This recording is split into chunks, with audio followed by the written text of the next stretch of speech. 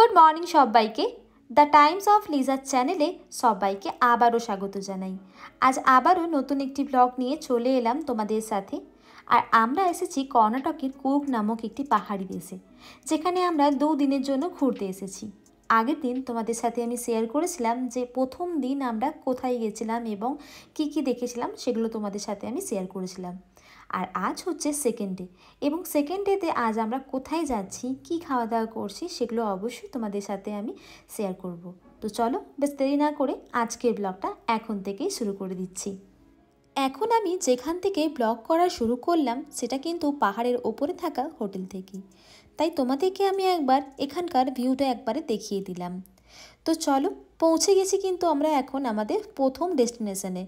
তো চলো, যে জায়গাটাতে এখন নিয়ে যাচ্ছি সেটা দেখার পর কিন্তু তোমাদের মনটা অনেক খুশি হয়ে যাবে। আমি এখন যেখানে এসেছি তোমরা লক্ষ্য করলেই বুঝতে পারবে দূর দূরান্ত শুধু সবুজ আর সবুজ। আমার চোখ তো একদমই ফেরানো যাচ্ছে না।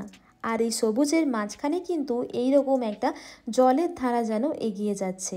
এই যে ড্যামটি তোমরা দেখতে পাচ্ছ, এই ড্যামটির নাম কিন্তু হচ্ছে হারাঙ্গি ড্যাম। তো তোমরা দেখো এই জায়গাটা কতটা সুন্দর দেখতে লাগছে। আমি তো চোখ ফেরাতেই পারছিলাম না।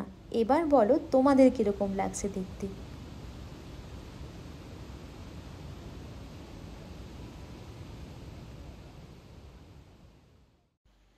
এখন আমরা চলে এসেছি গোল্ডেন টেম্পল বা বৌদ্ধ টেম্পল।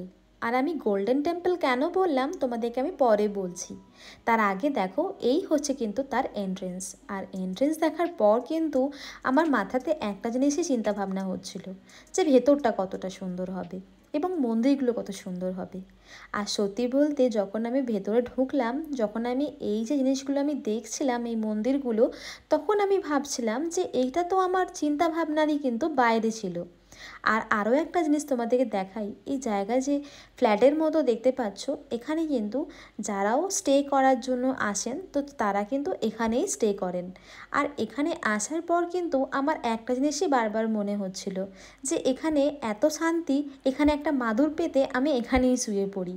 আর বাকিদের যখন আমি জিজ্ঞাসা করলাম যে তোমাদের কীরকম মনে হচ্ছে, ওরাও কিন্তু ঠিক তাই বলছে, যে এখানে একটা আসন বা মাদুর হলে বেশ ভালো হয়, এখানেই ঘুমিয়ে পড়ি। সত্যি বলতে এই জায়গাটা এতটাই শান্ত আর স্নিগ্ধ ছিল, সবারই তাই মনে হবে। তো চলো তোমাদেরকে এবার ভেতরটাকেও আস্তে আস্তে দেখাই। মন্দিরের সামনেই ছিল এরকম একটা বড় মাপের কিন্তু ঘন্টা, আর সেটাকে কিন্তু বাঁধাও ছিল। টাইমে টাইমে তাদের কিন্তু ঘন্টা বাজে। সেটা সম্পর্কে আমার কোনো রকমই আইডিয়া নেই, তাই এই নিয়ে আর কোনো কিছুই আলোচনা করছি না। আর এই যে ঘরটি দেখতে পাচ্ছ বা এই রুমটির মধ্যে অনেক রকমের কিন্তু প্রদীপ জ্বলছিল। যাও প্রদীপ জ্বালানো হয় কিন্তু এই রুমের মধ্যেই জ্বালানো হয়। তো তোমাদেরকে দেখিয়ে দিলাম যে কতটা সুন্দর দেখতে লাগছে। আর এই বাইরের থেকেই দেখার ইচ্ছেটা হলো, কেন কি ভেতরে যাওয়ার কোনো রকম পারমিশন ছিল না। আর এখন চলে এসেছি কিন্তু আমরা মেন যে মন্দির, সেই মন্দিরেই চলে এসেছি। তো দেখো বুদ্ধদেবের মূর্তিগুলি পুরোটাই কিন্তু সোনার, আর যার কারণেই কিন্তু এটা গোল্ডেন টেম্পল। আর এই জায়গাটা দেখো কতটা সুন্দর দেখতে লাগছে। তো দেখো এর মধ্যে কিন্তু দেখো আসন বসানো রয়েছে, যাতে ভালোভাবে কিন্তু ধ্যান করতে পারে এবং ওনাদের যে পূজা অর্চনা সেগুলো কিন্তু খুব সুন্দরভাবেই যেন করতে পারে, সেরকমই একটা ব্যবস্থা করা রয়েছে। এই মন্দির থেকেই একটুখানি বেরিয়েছিলাম খাওয়া দাওয়ার চিন্তা নিয়ে, কিন্তু দেখলাম মন্দিরের আরেকটি দরজা খোলা রয়েছে। তো ভাবলাম একবার গিয়ে দেখি আর তোমাদেরকেও দেখাই। আমি এখানে বুদ্ধাজি ছাড়া বাকি ভগবানদেরকে সেরকমভাবে পরিচিত নই, তাই সেভাবে আমি তোমাদের জানাতেও পারছি না। তবে মন্দিরের গায়ে গায়ে এত সুন্দর ছবি আঁকা ছিল যে আমি বারবার করে শুধু দেখতেই রয়েছিলাম। তাই ভাবলাম তোমাদেরকেও একটু দেখাই যে প্রত্যেকটা মন্দিরের গায়ে কি সুন্দর যেন ছবি আঁকা রয়েছে। আর তা করতে করতেই চলে এসলাম কিন্তু একটা তিব্বতিয়ান রেস্টুরেন্টসে, যেখানে কিন্তু সবার আগে আমরা কিন্তু মোমো অর্ডার করে নিয়েছি। তো দুটোই কিন্তু ভেজ মোমো, এখানে ভেজ মোমোই পাওয়া যায়। তো সেখানেই চলে এসেছিলাম। তো খাওয়া দাওয়ার পর্ব শেষ করে আরও একটি গন্তব্যস্থলে কিন্তু আমরা পৌঁছে গেছি। আমাদের লাস্ট যে গন্তব্যস্থলটি ছিল সেটি কিন্তু ছিল একটি বাম্বু ফরেস্ট। তোমরা লক্ষ্য করলে বুঝতে পারবে চারিদিকে শুধু বাঁশ গাছ আর বাঁশ গাছ। এখানে আর কিছু যেন গাছ আমি দেখতেই পাচ্ছিলাম না। আর এই বাঁশ গাছের মধ্যেই কিন্তু রয়েছে অনেকগুলো ঘোরাঘুরির জায়গা। তো তারই মধ্যে দেখো আমরা একটা জায়গায় চলে এসেছি যেখানে শুধুমাত্র পাওয়া যায় কিন্তু বিভিন্ন রকমের পাখি।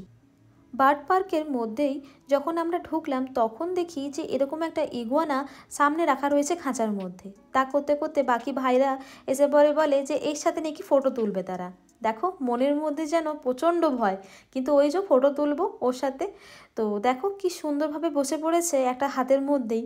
আর যেটুখানি জানতে পারলাম তারা নাকি আবার কমফোর্টেবল জিনিসটাকে খুব ভালো বোঝে। তাছাড়া নাকি যদি এদিক ওদিক করে ধরা হয় তারা নাকি আবার উল্টে ছোবল মারে। তো এরকম একটা অবস্থা, দেখো কি সুন্দর বসে পড়ছে একটা হাতের মধ্যেই। আর যেটুখানি জানতে পারলাম এই ফটো তোলার জন্য নাকি 60 টাকা করে নেওয়া হবে। তো যাই হোক, আমাকে যখন বলা হলো যে এরকমভাবে ফটো তোলার কথা, আমি তো ভয়েই না করে দিয়েছি তাদেরকে। আমি বললাম তোমাদের ফটো ভিডিও যা তুলতে হবে বলো, আমি তুলে দেবো, কিন্তু আমার পক্ষে এনাকে নেওয়া একদমই সম্ভব না। আমি একটু সত্যি বলতে ভীষণই ভয় পাই। চলো তোমাদেরকে এবার দেখিয়ে দিই এখানে কত রকমের পাখি রয়েছে। তার আগে একবার তোমাদেরকে দেখিয়ে দিই ওই ইগুয়ানাটাকে, যেটাকে খাঁচার মধ্যে এখন রাখা হয়েছে।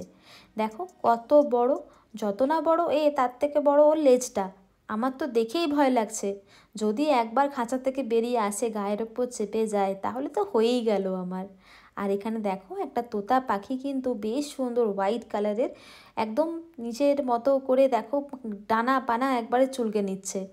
আর এখান থেকে কিন্তু চাইলে তোমরা খাবারও দিতে পারো।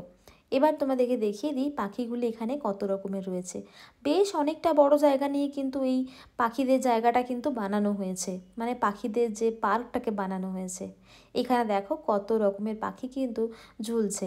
সত্যি বলতে যে আমি অর্ধেক পাখির নামও জানি না, এত রকমের পাখি রয়েছে এখানে।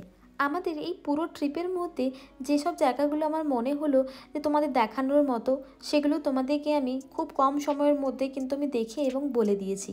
এতে আমার মনে হলো যে তোমাদের বেশি যেন আমি বোর না করি। তো সেই জন্যই চিন্তাধারা নিয়ে কিন্তু কম কম ভিডিওর মধ্যে দিয়ে সব কিছু দেখানো আমি চেষ্টা করছি। আর এখানে দেখো একটা উট পাখি ছিল, একটা না দুটো ছিল, দুজন মিলে কিন্তু খাওয়া দাওয়া করতে ব্যস্ত হয়ে পড়েছে। আর এখানে দেখো কিন্তু আবারও অনেক পাখি রয়েছে যেগুলো কিন্তু দেখাই যাচ্ছে না। তো এখানে আরও তোতা পাখি রয়েছে, সেগুলো যে খাঁচার মধ্যে ঢুকে গেছে সেগুলোকে আর দেখার সম্ভবই হয়ে উঠছিল না আমাদের।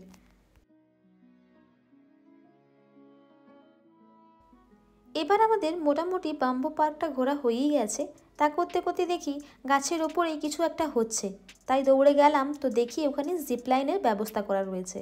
তা করতে করতে বললো ভাইরা যে ভাবি তোমাকে তো এটা করতেই হবে। আর ওরা সবাই জানে আমি উঁচু লেভেলকে ভীষণভাবে ভয় পাই, মানে ওই হাই ব্যাপারটা আমার কাছে একটু বেশিই অদ্ভুত, যেন প্রচণ্ড ভয় পাই। আমি যখন ওপরে গেলাম তখন আমার তো হার্টবিটই বেড়ে গেছিলো। তো যাই হোক, ভাইদের কথা শুনে একটু পাকামো মেরে জিপলাইনটা করেই ফেললাম। তো প্রথমেই আমি করলাম, বাকি ভাইরাও আস্তে আস্তে করে, ওদের তো ভালো লাগছেই। বেশ দেখলাম যে একবার দুবার তিনবার করে দেখছি ওরা ওই মজা নিচ্ছে। আমার দিয়ে সেটা হলো না, আমি তো একবারই শরীরটা খারাপ করে ফেলেছিলাম। তো যাই হোক, সেই মজা নিতে নিতেই বাড়িতে আসার চিন্তা ভাবনা নিয়ে কিছু ভাবলাম জিনিসপত্র কিনি। তো একটা স্টোরে গেলাম। তো স্টোরে গিয়ে দেখি ওখানে কিছু পছন্দ হয় কি না। তো ভাবলাম তোমাদেরকেও স্টোরটাকে একটু ঘুরিয়ে দিই।